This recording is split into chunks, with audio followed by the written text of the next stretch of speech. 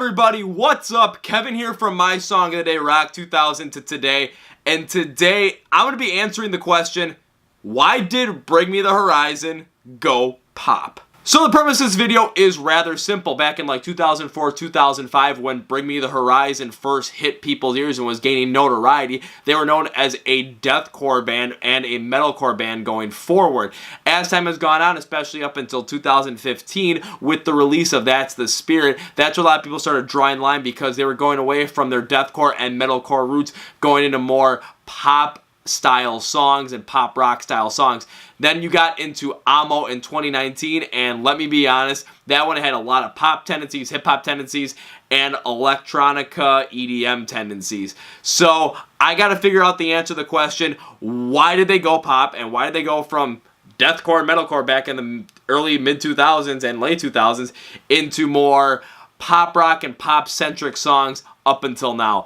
I took a good look at this, looked at a lot of the quotes from the bands, and I'm going to kind of react to those as well. So, let's get into it. I got 3 major reasons I found, so let's go. So the first major reason why I found why Bring Me the Horizon went pop instead of staying with their deathcore and metalcore roots is because they don't want to be a deathcore or metalcore band anymore. That's just not what they want to be. The band has shown that, of course, in their history. They started out as a deathcore band, then moved more into that metalcore genre. And then as time has gone on, That's the Spirit was more rock and pop centric, with Amo being a lot more pop, hip hop, electronica centric. So you can definitely see a change in division there. But the question is, why is that? Well, apparently they just don't want to be that kind of band anymore. Jordan Fish, now this is the keyboardist for all the you who don't know, was talking about the band going this direction all the way back in 2015, saying that they kind of didn't want to stay with the roots and want to stray away, mostly because the band does not listen to that style of music as much anymore, and they don't associate themselves with that kind of style of music.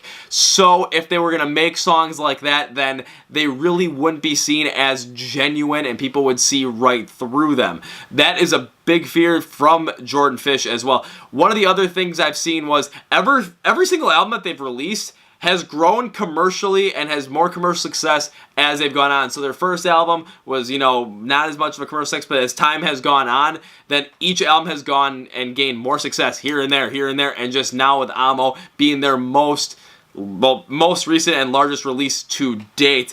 And also, one thing I saw from them as well was they wanted to use their music to be an intro into the rock music style and that metalcore style. And this is something that Oli Sykes was talking about right before the release of Amo in 2019. He said he wanted to have the band be that gateway for the pop music fans to kind of get into rock music, and then also use their influence to just start getting people to start listening to their previous albums and go back like, okay, now you're listening to the pop styles and electronic styles of Amo. Now you're going to listen to the pop rock styles more, and That's the Spirit, and then go back from there.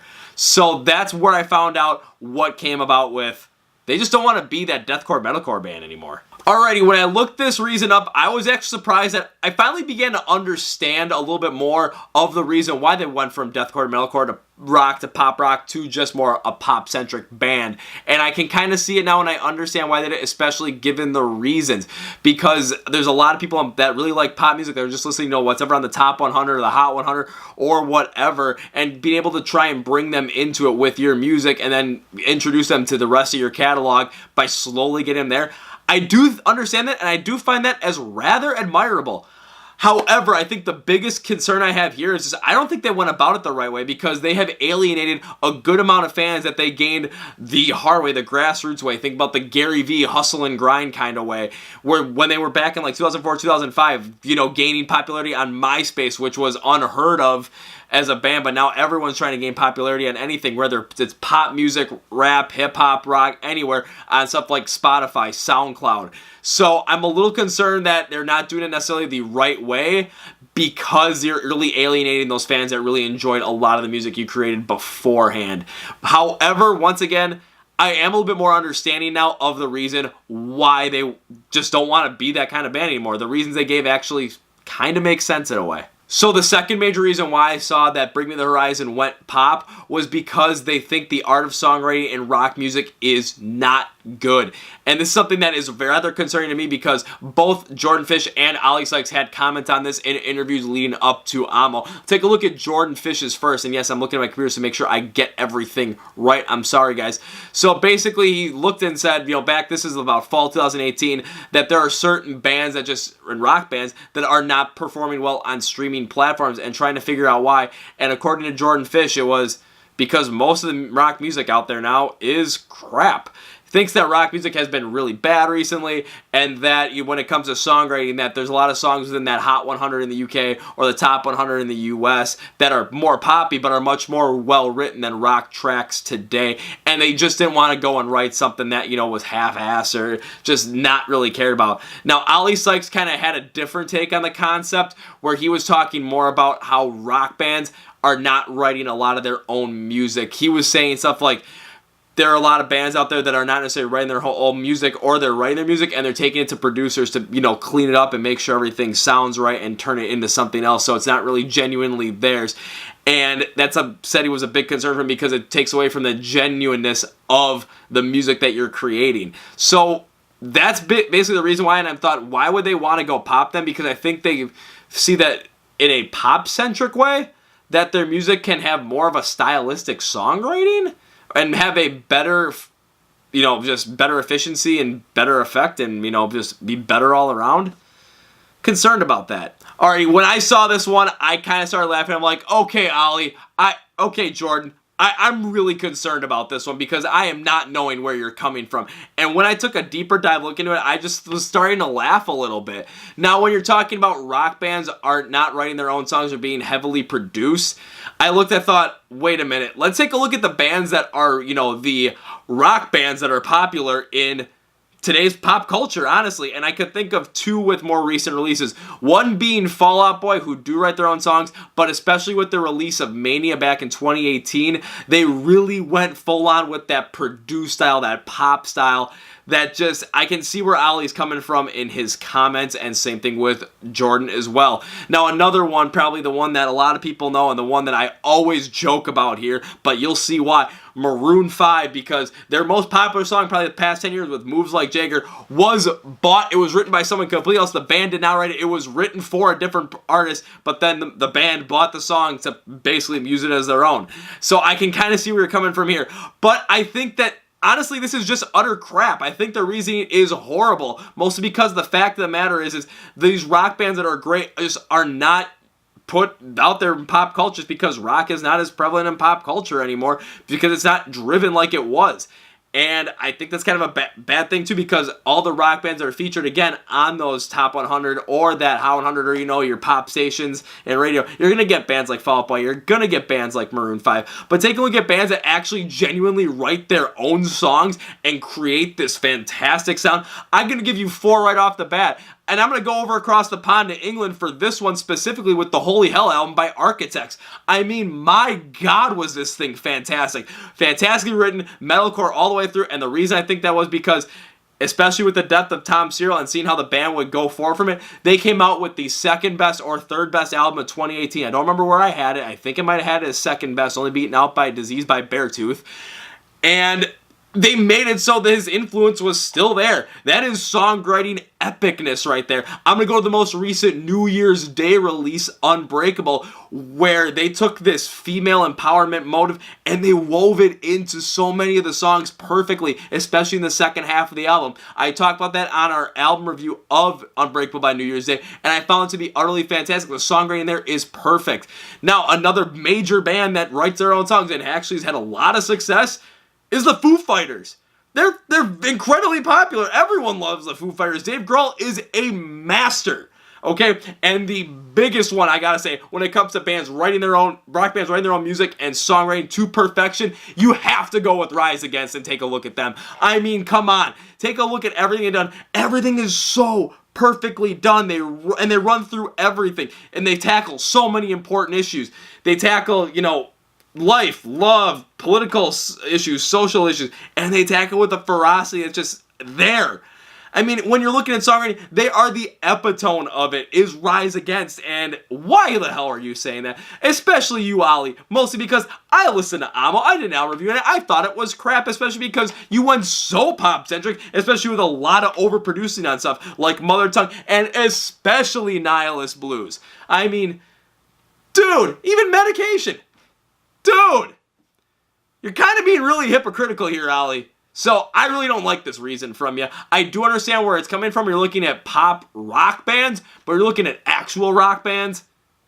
Get that out of here. Just get it out of here. So now the third and final major reason why Bring Me the Horizon went more pop instead of rock and metalcore and deathcore and sick and all that was because they think that there are no more great rock bands and that the genre is crap. Now this is coming from another Ollie Sykes interview right before the release of Amo, basically saying that rock music has not had an icon or had a great band or anything like that in the past 30 years. Saying again, there has been an icon, there has been a guy that's just, or band or group of guys that you just look up to. It's like these are the guys in music. Also in the genre, has produced that kind of legend too, kind of like a Brian Johnson or an Eddie Van Halen, Angus Young. I'm just starting to throw out names. The everything that happened with Motley Crue, Vince Neil, Nikki Sixx, Tommy Lee. I could go on and on forever. And also claims that the lately rock music has just been very bland and boring, and that popular songs are the better way to go because of all the crap rock music you hear on the radio. I think the assumption here is that they kind of want to be that kind of band, to be the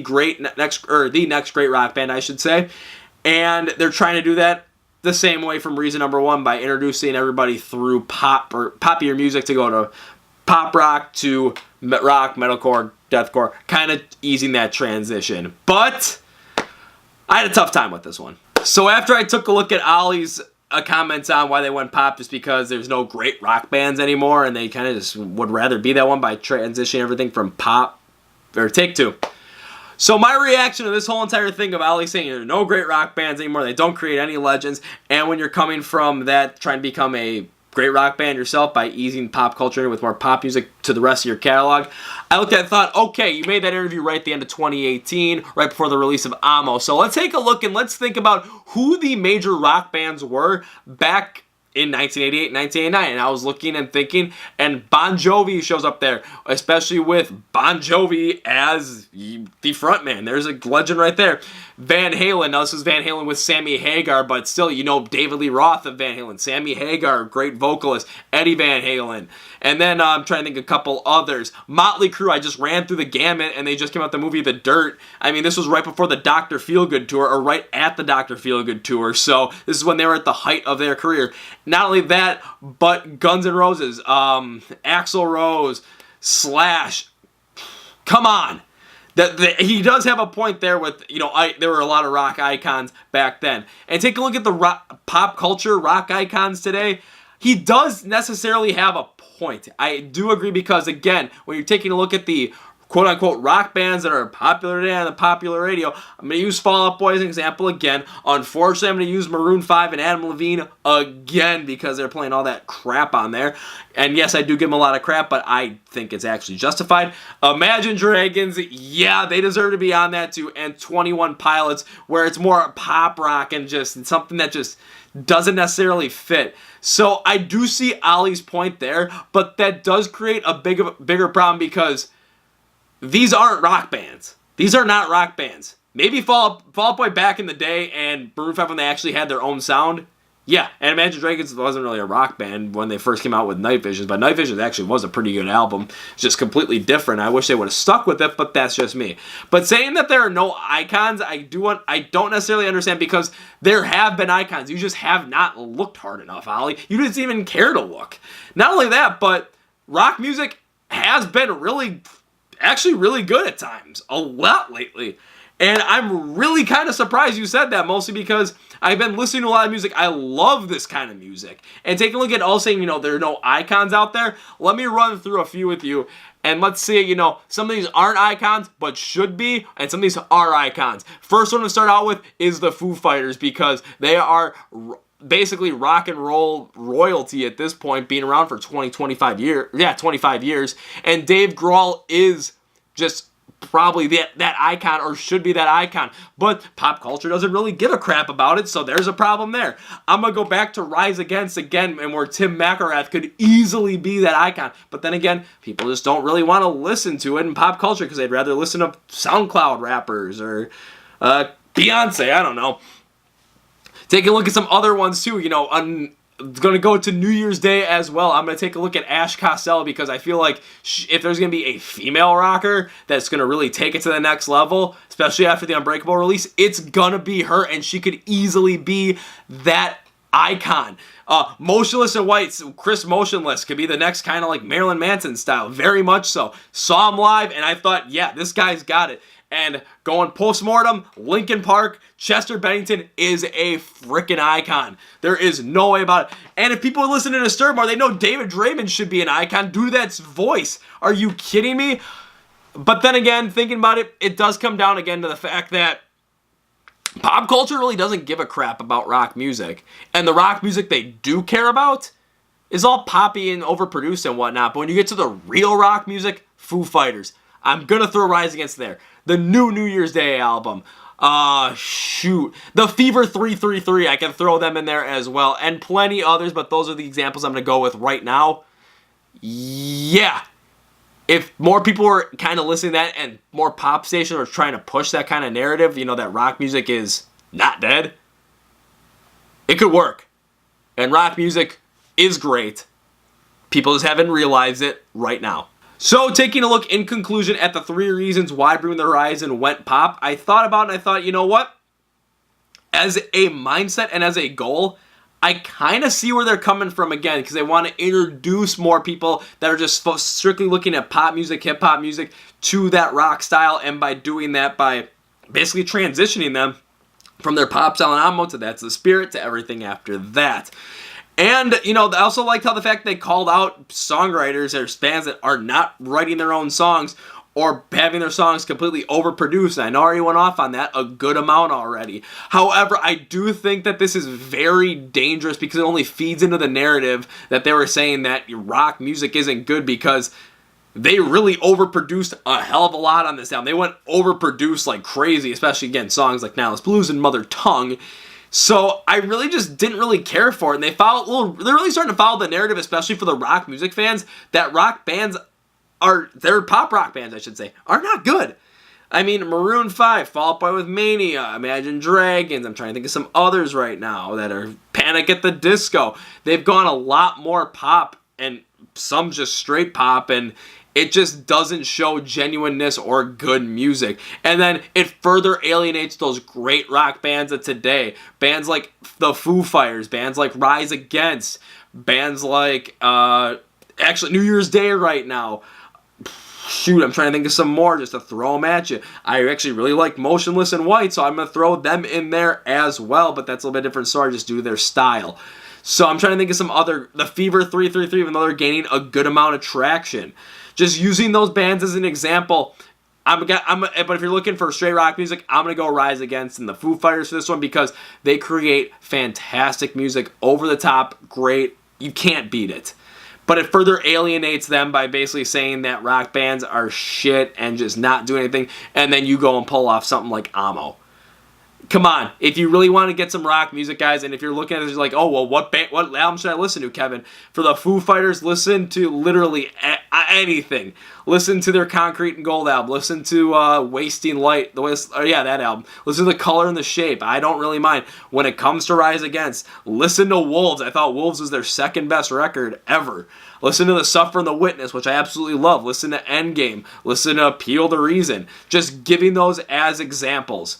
Because those are great tracks. Great albums. Rock music is great.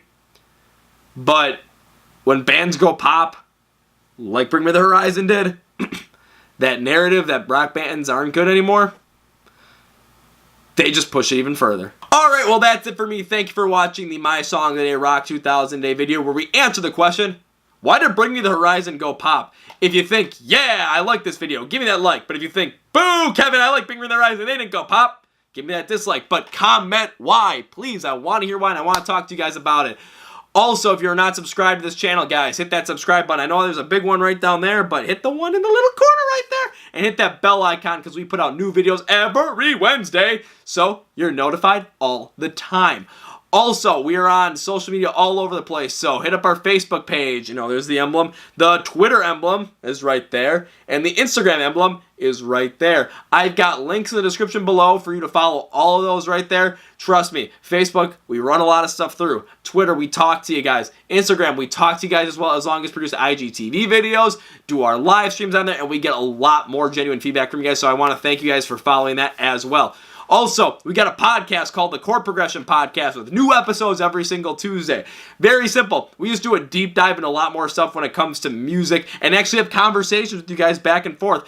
Recently, I've been having more and more people calling into the podcast, having basically conversations with them just about rock music. And no, these aren't famous people. These are you guys. So I want to have you on here. I want to talk to you about rock music. Hit the podcast website in the description below to fill out the form. I'll get an email and we can set up a time for you to be on the podcast. Also, I have links in the description below for where you can find the podcast on Spotify, on iTunes, on Google Play, and also we're right here on YouTube. All the episodes get uploaded here, so go check us out and go subscribe. Lastly, if you are not subscribed to our Amazon Alexa skill, please subscribe to it because we put out a great amount of content there every single day, giving you a new song a day every single day. And it's a great way to start out your day, enjoy your day in the middle, end your day, however you want to do it. So here's what I want you to do. Click on the link in the description below, go to the My Song a Day Rock 2000 a Day Alexa skill page, hit enable, and boom, it's on your Alexa. Or you say, hey Alexa, enable My Song a Day Rock 2000 a Day Alexa skill. Then all you have to do is to activate, say, hey Alexa, play my song of the day.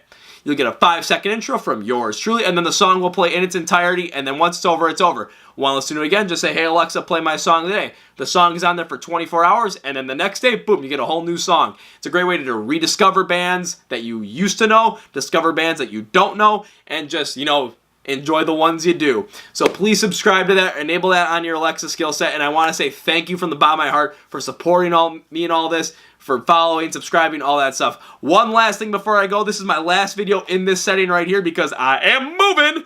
So the next video, it'll be a completely different setting. All right, thanks, guys. I'm Kevin. This is the My Song a Day Rock 2000 Day YouTube channel. Hat throw and see ya!